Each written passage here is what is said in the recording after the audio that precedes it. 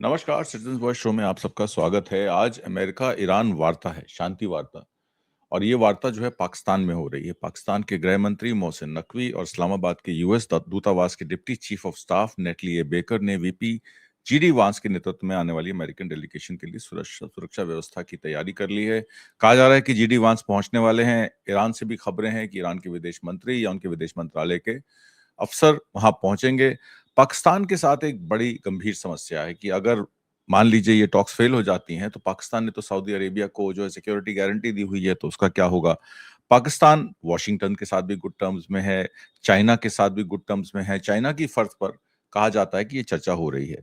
London, Brussels, Riyadh, Tehran, Moscow, ये किस्मत का खेल नहीं है, ये एक डिप्लोमेटिक अचीवमेंट है। कहा जाता है कि घोड़ों को नहीं मिल रही घास और गधे का रहे च्यवनप्राश। इस पर चर्चा करने के लिए हमारे साथ सिद्धार्थ भाई मौजूद हैं। सिद्धार्थ भाई, आपका बहुत बहुत स्वागत है जी। और मैं आपसे सीधे सीधे ये समझना चाहता हूं कि पाकिस्तान ईरान वार्ता करा रहा है, जाहिर तौर पर चाइना द्वारा मीडिएटेड है। अगर चाइना इसमें नहीं पड़ता तो ईरान नहीं पहुंचता, पाकिस्तान इस्लामाबाद क्यों जाता। इस्लामाबाद अकॉर्ड के क्या मायने हैं, और आज जो 11 बजे टॉक शुरू होने वाली है, इसको आप किस मुकाम पर सोचते हैं। ईरान ने जो अपने 10 सूत्री मांग दी है अमेरिका को, उस पर अमेरिका क्या चर्चा करेगा। कल डोनाल्ड ट्रंप साहब का ये भी बयान आया कि हॉर्मुज पर जो टोल ले रहे हैं, हम उस टोल को नहीं लेने देंगे। तो एक तरीके से दोनों तरफ से ठनी हुई है। क्या समझते हैं आप इस सारे।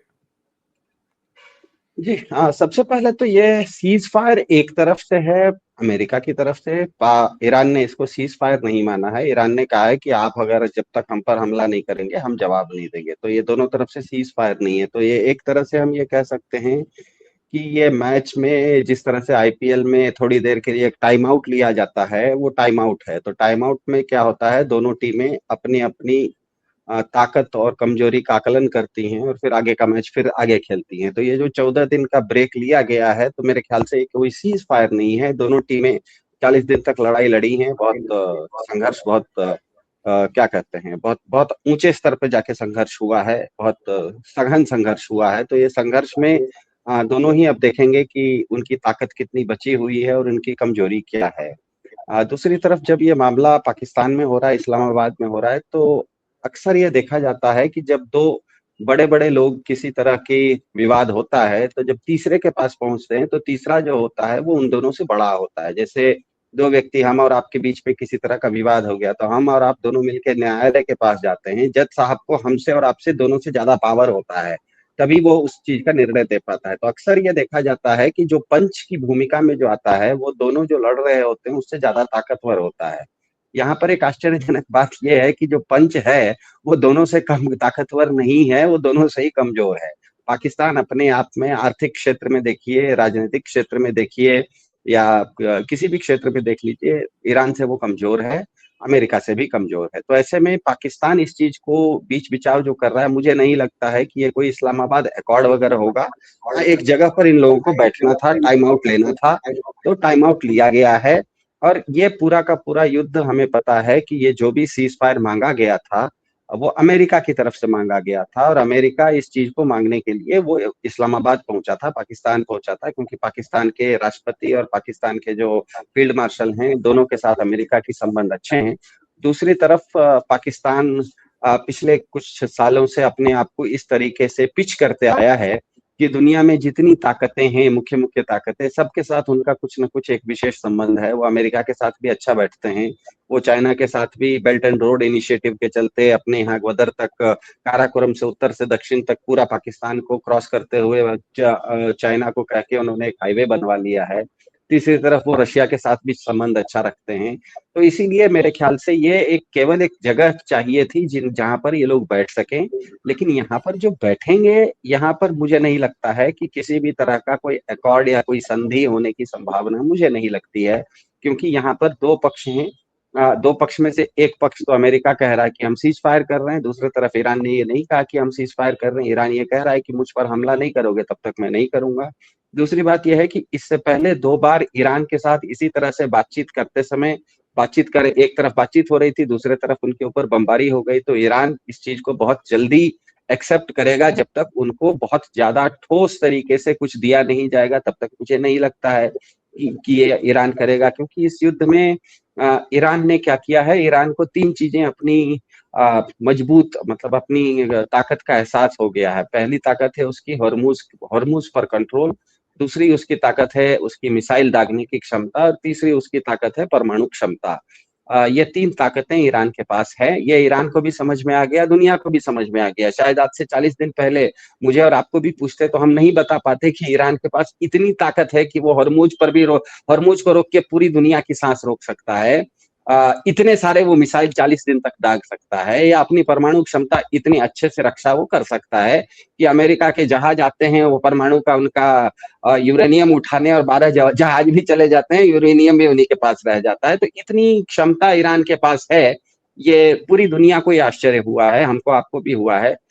ईरान को भी खुद आश्चर्य हुआ होगा, क्योंकि उसने तैयारी भले की थी लेकिन मैच प्रैक्टिस क्या था ये उसने देखा है। साथ में ये तीनों जो उसकी ताकतें हैं, इसके साथ उसको ये भी पता है कि ये तीनों ही चीजें उसकी कमजोरी भी है, क्योंकि हॉर्मुज को वो अगर हमेशा के लिए बंद कर देता है तो सारी दुनिया ईरान के खिलाफ हो जाएगी। ईरान के पक्ष में तभी तक दुनिया रहेगी जब ईरान हॉर्मुज को बीच बीच में खोलते जाएगा, लोगों के रिक्वेस्ट को वो पूरा करेगा। अगर पूरी तरह से हॉर्मुज बंद कर देगा तो सारी दुनिया ईरान के खिलाफ हो जाएगी। तो हॉर्मुज पर कंट्रोल भी रखना है लेकिन हॉर्मुज को बंद भी नहीं करना है। तो ईरान को ये पता है कि हॉर्मुज उसकी ताकत भी है, हॉर्मुज उसकी कमजोरी भी है। दूसरा, उसने पिछले 40 दिन में जो मिसाइल दागे हैं, हमें आपको नहीं पता लेकिन ईरान को तो पता होगा ना कि ये युद्ध शुरू होने से पहले उसके पास कितने मिसाइल थे, आज कितने बचे हुए हैं, कितना वो प्रोड्यूस कर सकता है, फिर से ये युद्ध अगर आगे चला तो कितनी मिसाइलें वो दाग सकता है। ये ईरान को ही पता है, ये हमको आपको नहीं पता। ईरान को पता है कि उसका बैंक बैलेंस मतलब मिसाइल बैलेंस उसका कितना है। और तीसरी बात है कि उसकी जो परमाणु क्षमता है वो कितनी नष्ट हुई है या कितनी बची हुई है, ये ईरान ही जानता है। तो मेरे ख्याल से, और ये जो 3 चीजें हैं, ये 3 चीजें ईरान के पास ताकत है, उसमें से तीनों ताकतें बहुत बहुत बहुत ही क्या कहते हैं जबरदस्त ताकतें हैं। और अमेरिका जब आएगा तो इन्हीं ताकतों को कम करने के लिए, क्योंकि ये आश्चर्य केवल हमको और आपको नहीं हुआ है, ईरान को, अमेरिका को भी यही आश्चर्य हुआ है कि हॉर्मुज पर इतना जबरदस्त कब्जा ईरान का कैसा है। तो अमेरिका चाहेगा कि हॉर्मुज पूरा का पूरा खुल जाए, ईरान वो नहीं चाहेगा, क्योंकि वो कर देगा तो मैच वहीं पर हारा हारा हुआ हो जाएगा।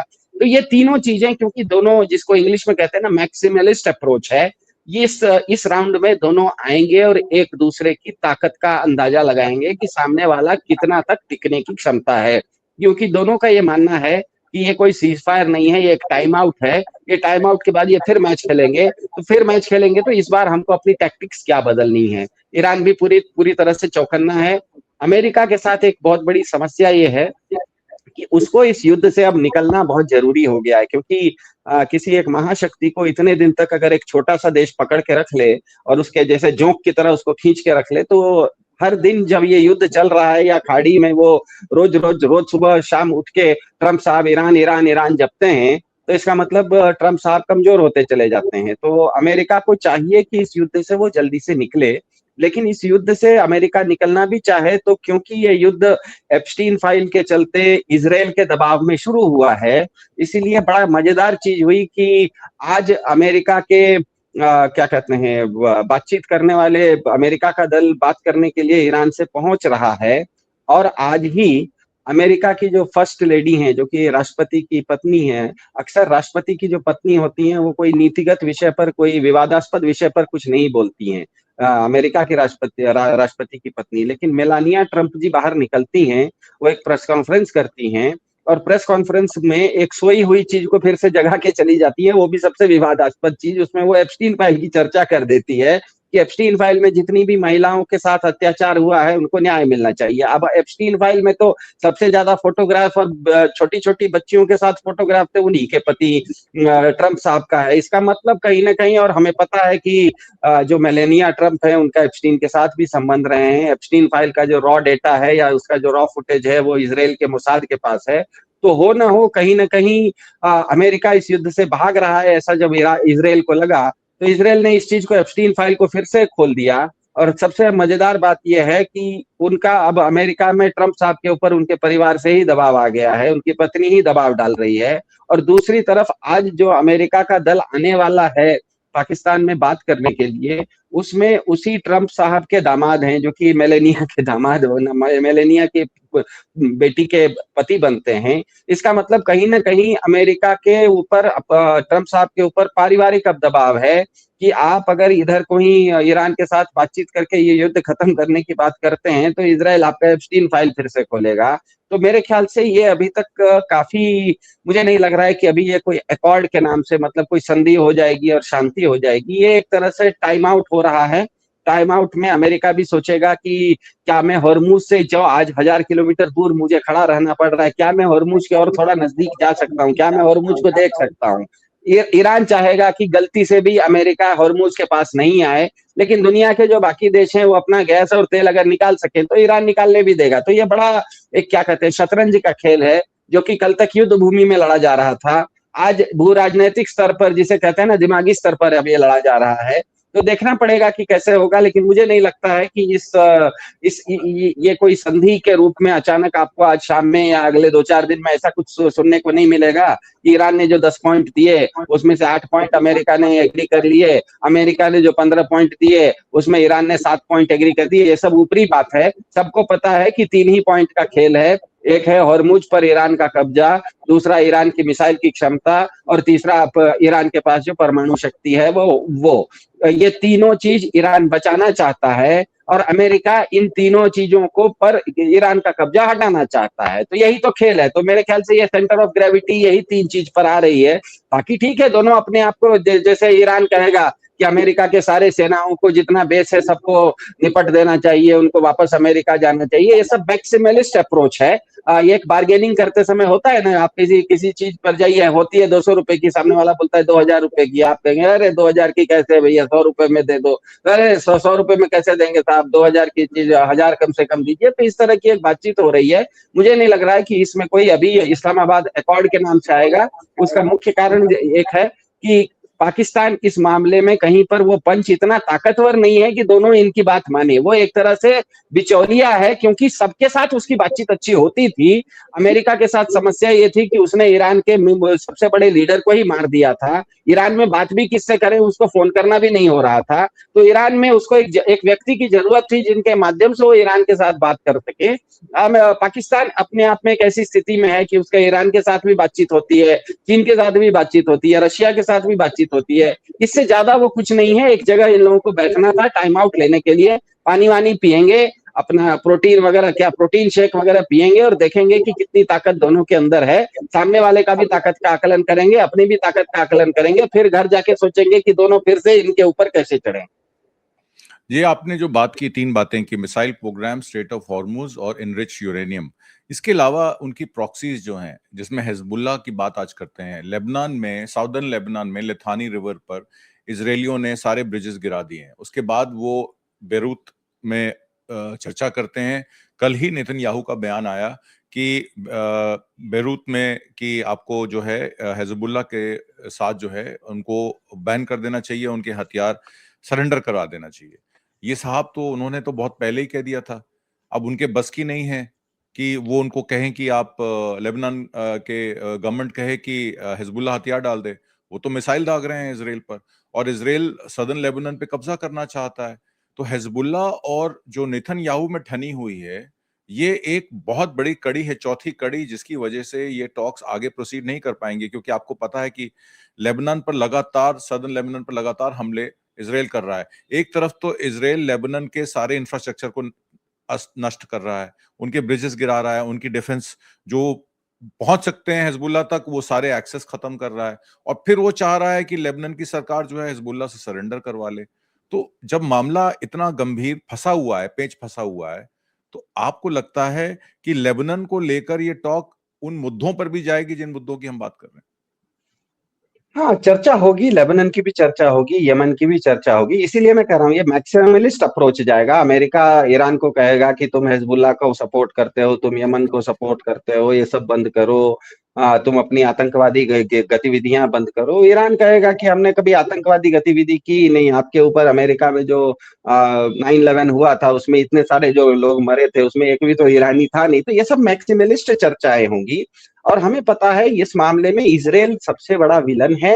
विलन इजराइल का पूरा इजराइल नाम की जो एक सोच है ना, वो है। यहाँ पर कोई नेतन्याहू अकेले व्यक्ति के नाते विलन नहीं है, क्योंकि हमें ये ध्यान में रखना है कि अगर सीज फायर होने के बाद इजराइल ने 185 लोगों को, लेबनान में सामान्य नागरिकों को, निरीह निहत्थे नागरिकों को, मासूम नागरिकों को अगर बमबारी करके मारा, और वो शांति सीज फायर होने के बाद मारा, तो 185 लोगों को मारने वाला बम नेतन्याहू ने तो नहीं दबाया था। इसका मतलब की सेना दबा रही है। इसका मतलब नेतन्याहू जो बोल रहे हैं, नेतन्याहू अपने आप में इजरायली सोच के प्रतीक हैं। इजरायली सोच ये है, उनके अनुसार उनको एक प्रॉमिस्ड लैंड है। वो प्रॉमिस्ड लैंड उनके किसी प्राचीन किताब में लिखी हुई है। जैसे भारत में भी कुछ लोग एक अखंड भारत की परिकल्पना करते हैं, वो कहाँ है अखंड भारत पता नहीं, किसी एक आपके किसी किताब में लिखा हुआ है, 2000 5000 साल पहले किस किताब में लिखा है, वो किताब है भी, या उसको आप माइथोलॉजी कहिए, पुराण कहिए, मतलब एक कहीं एक आपका एक क्या कहते हैं, काल्पनिक आपकी एक फेथ है, ये आपकी एक विश्वास है। तो इजराइल क्योंकि अपने आप को कहता है कि हमारा एक प्रॉमिस्ड लैंड है, उस प्रॉमिस्ड लैंड में लेबनान भी आता है, उस प्रॉमिस्ड लैंड में इराक का हिस्सा भी आता है, उस प्रॉमिस्ड लैंड में इजिप्ट का भी हिस्सा आता है। तो इजराइल इस चीज को, क्योंकि इजराइल इस मामले में अपवाद है, वो व्यवहारिक देश नहीं है, वो एक सैद्धांतिक देश है। वो पूरी की पूरी जो सोच है वो सैद्धांतिक है। क्योंकि आज का जो इजराइल है, जहां पर की 60 लाख के आसपास यहूदी हैं, वो तो भले उनकी जमीन अरब जमीन पे वो रहते हैं, लेकिन आज से 50 साल पहले उनके पुरखे तो यूरोप में रहते थे। वो तो दूसरा विश्व युद्ध खत्म हुआ, यहूदियों के साथ के ऊपर जो हिटलर ने अत्याचार किया था, उसके लिए उनको एक जगह देनी थी, एक शरण स्थली के रूप में दी गई, लेकिन वो शरण स्थली उनकी मूल भूमि तो है नहीं, वो तो अरब संस्कृति की भूमि है। तो वो अपना प्रॉमिस्ड लैंड को एक्सपैंड करने के लिए दुनिया में कोई भी शांति की बात करे, सबसे पहले उस खीर में नींबू गाड़ने के लिए इजराइल आएगा ही आएगा, क्योंकि ये सोच की समस्या है, इजराइल की ये सोच की समस्या है। नेतन्याहू के बदले दूसरा भी कोई रहेगा तो वो यही करेगा, नेतन्याहू नहीं भी रहेंगे तो यही करेगा। इजराइल हमेशा से, क्योंकि एक विस्तारवादी सोच की समस्या होती है, किसी भी आदमी के अंदर अगर विस्तारवादी सोच है, तो वो आदमी नहीं भी रहेगा तो उसके परिवार का दूसरा आदमी भी वही करेगा जो उसका बाप करता था। तो मेरे ख्याल से इजराइल इस चीज को समस्या क्रिएट किए हुए है। ये समस्या तभी खत्म होगी जब इजराइल से पूरी तरह से अमेरिका हाथ खींच लेगा। क्योंकि आप ताकत की दृष्टिकोण से देखिए, संख्या की दृष्टिकोण से देखिए, अरब में जो अड़ोस पड़ोस में चारों तरफ एक अलग संस्कृति के बीच में इजराइल छोटा सा देश फंसा हुआ है, वो इजराइल आज इतना ज्यादा ताकतवर इसीलिए है क्योंकि दुनिया का सबसे ताकतवर देश अमेरिका 7 समुंदर पार से उसका समर्थन करता है। जब तक वो समर्थन करते रहेगा, वो इस तरह की परेशानी करते रहेगा। जब तक वो समर्थन खत्म, और जैसे ही अमेरिका इजराइल का समर्थन करना खत्म कर देगा कि भैया तुम 7 समुंदर पार के देश हो, तुम्हारी समस्या, तुम्हारे पड़ोसी उसकी समस्या का मैं कैसे देखूं भैया, तुम मेरे बच्चे जब तक छोटे थे तब तक मैं तुमको संभालता था, अब तुम बड़े बड़े बच्चे बन गए हो, तुम 25 साल के हो गए हो, तुम अपना शहर छोड़ के किसी दूसरे शहर में, मेरा छोटा भाई आज भारत छोड़ के न्यूयॉर्क में रहता है, तो वहां उसको हम क्या यहाँ से बैठ के क्या मदद करेंगे? हम कहते हैं तुम्हारी समस्या तुम संभालो, तुमको पानी नहीं आ रही है, बिजली नहीं आ रही है, तुमको डॉक्टर चाहिए, तो भारत से मैं कैसे डॉक्टर दूंगा? तुमको अपना न्यूयॉर्क में अपनी ताकत बढ़ानी पड़ेगी। तो ये जब तक अमेरिका इजराइल को नहीं कहेगा कि तुम्हारे आस पड़ोस की रोजमर्रा की समस्याएं सुलझाना मेरा काम नहीं है, मैं 7 समुंदर पार रहता हूं, तब तक इजराइल क्या करेगा? इसी तरह से रोज कोई भी शांति के मतलब कुछ नहीं भी होगा ना, तो रोज वो किसी दिन गाजा पर घुस जाएगा, किसी दिन लेबनान में घुस जाएगा, कभी कुछ नहीं होगा तो ईरान के ऊपर हमला करके उसके हवाई जहाज आ जाएंगे। तो ये रोज ये इजराइल के साथ ये समस्या है। और इजराइल के साथ समस्या इसीलिए है क्योंकि अमेरिका नाम का देश उसको अंध समर्थन करता है, ऐसा उसको पता है। तो जब तक अमेरिका इनको इजराइल को अंध समर्थन खत्म नहीं करता, तब तक इस तरह की समस्याएं रहेंगी। लेकिन ये मेरे ख्याल से ये सब चर्चाएं इस्लामाबाद में होंगी तो, लेकिन फिर से मैं कह रहा हूं, ईरान इस चीज को बहुत ही स्पष्ट रूप से देखेगा।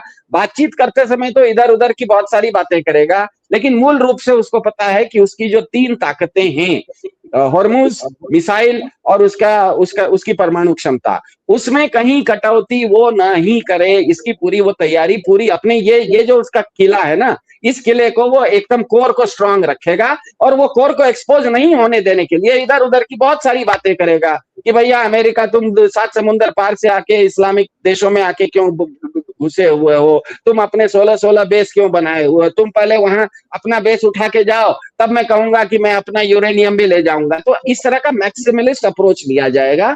लेकिन मेरे ख्याल से जिस तरह का ये सीज फायर हुआ है, दोनों ही पक्षों को पता है कि इसमें कोई नतीजा तो नहीं निकलने वाला।